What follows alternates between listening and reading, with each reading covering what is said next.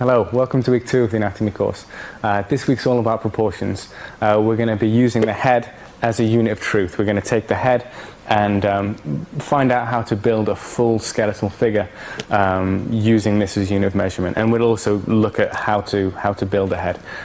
This course itself doesn't really cover the anatomy of the head because it's got its own complexities. But this week we are going to look at the larger proportions of the head, how to block that mass in, and then we're going to take that and figure out how to use that to block in the whole rest of the skeleton. So actually after this week, we're going to have the whole skeleton up there, and then the rest of the weeks is just going to be refining that and fleshing it out. We'll also discuss a little bit about the nature of proportions, what proportions are useful for, what the dangers are of relying too much on them, and how you can use them in design work to sell the characteristics of a figure, how you can make a figure more heroic or more cute or whatever it is. So that's what this week's about. Hello, welcome to week 2 of the anatomy course. This week's going to be all about proportions, and we're going to block in the human figure using some sort of rule of thumb proportions of the skeleton. The skeleton is essentially our main consideration when we're talking about proportions.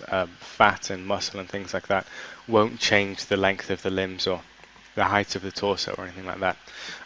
But before I get stuck into that, I want to talk a bit about proportions in a more kind of holistic kind of way, and talk about when we would want to use them and also when we wouldn't, when it can be dangerous. So the guy that we're looking at is Da Vinci's Vitruvian Man, very famous image, and sort of the standard clip art thing you dump in when talking about proportions, but there is a reason why I've chosen him. The Vitruvian Man is based off of a canon of proportions done by I think an ancient Roman architect called Vitruvius, and he worked out a set of proportions that puts the human figure at 8 heads high. Plus, it's much more sophisticated than that. He's worked out the proportions of everything, but if we take that as a starting point, this figure here is 8 heads high, and everything is worked out using the head as a unit of measurement. And nowadays the average head height is about, or the average height of a human figure using the head as a unit of measurement, which is what we'll be doing, is about 7.5. Now, when Da Vinci was alive, that would have been different. That would have probably been, I don't know, closer to 7, maybe even less, because people were shorter back then. Certainly when Vitruvius was alive, it would have been less than that.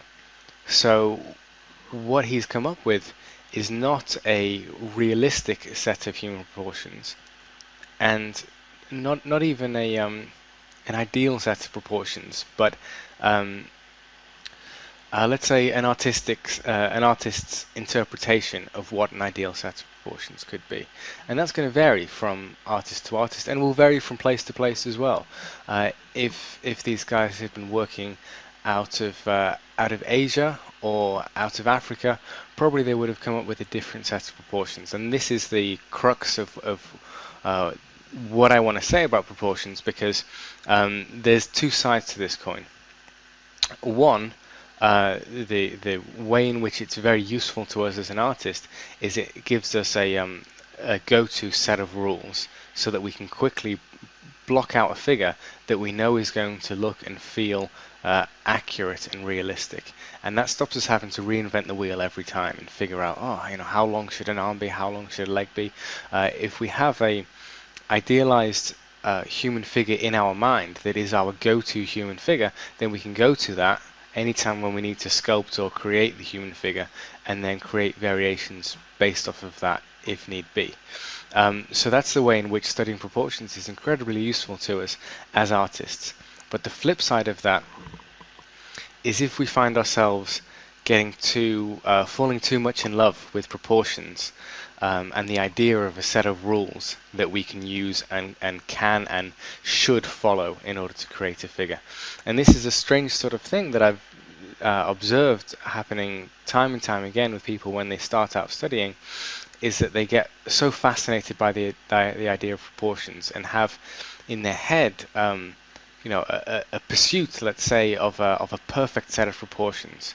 And if only you can nail that, then that is the, that's the holy grail. And really, it's I think that's a distorted way to view things, because the more you study the human body and the more you study the figure, you'll realize how different every person is. We see it in faces because we're so familiar with faces. But if you had the same amount of familiarity with kneecaps or with arms, then you would also see that the huge amount of difference you get from person to person to person. And when you're working with live models, how rare it is that they conform to anything that we've actually learned to perceive as the human norm, which we've either learnt through artistic interpretations, or probably more likely nowadays through media and through photoshopped images of men and women, and that distorts our perception of what reality is. So I guess in summary, what I would say is study proportions, and study them to the point where you can work quickly and fluidly because you've memorized them and you have them in your head. That's going to make you a very useful and efficient artist. If someone asks you to block in a human figure and you can just do that, of course you can always load in a template of a pre-built one, but what you want to be able to do is just recreate that and to have all the proportions in your head. That's where we want to reach, and I'm just going to put in the caveat of just make sure you don't fall too much in love with them, because they may trap you and never let you go. But with that said, they're going to play a very important part throughout the course. We're going to look at them every week for whatever body part we're doing. And right now I want to look into a little bit about how playing with the relative proportions affects the outcome of the final figure. So here we've got a plate from Andrew Loomis. Andrew Loomis was a very famous illustration instructor. It doesn't focus on anatomy so much, but well worth checking out for figurative work in general. And he speaks quite a bit about proportions. And in this plate, he's just illustrating what happens when you take the head as a unit of measurement for blocking in your full figure, which is exactly what we're going to be doing, and what happens when you offset the size of it. So we're actually going to be blocking in a figure that's 7.5 heads high, which is this guy on the left, which Loomis refers to as rather dumpy, which is fine, but it's also the most accurate in terms of what is an average height of a human figure. But what he's illustrating is that you shrink that head slightly, that's going to give you an 8.5 heads high figure, and it's going to make the width as well as the height larger relative to it. And that's going to create a more elegant set of proportions. And this is similar to the Vitruvian Man that we were looking at, who was also 8.5 heads high. And then if you can push it further and further, and the smaller you make the head, the bigger the rest of the body is going to be relative to it, which is why in this heroic sculpture he's taken it to 9 heads high. And so there's a couple of things we can take from that. One is just that by changing the size of the head, the body will seem smaller and larger by comparison. So if we made the head much bigger, the body's going to seem much smaller. And this idea of relativity is something that's really important in proportions in general. And oftentimes, especially when you're working from reference, or you're working from a model or whatever it is, this idea of relativity is it can really throw you off. You might think that a hand looks far too small, but it might be that the bit of torso that the hand is next to is far too big, and it's impossible to know which is the right one. And this is when we get into the subject of truth, which is something that we'll be dealing with it when we're doing proportions, because for us the head is the unit of truth. So as soon as we have our head, everything else can change, but that head can't. And that means that you always have something that is correct on your sculpture. In the same way that a stop clock is correct twice a day, if you have one thing, even if you make one mark on your sculpture, that can be correct, and everything else is right or wrong relative to that. So as you go through the course, probably, even though we have a standard set of proportions that we'll be using, and we'll be using the head to find all of those, so the hips, for example, will be 1 head high, or the rib cage will be 1.5 heads high, or whatever it is that we do, we'll be using the head as a unit of measurement.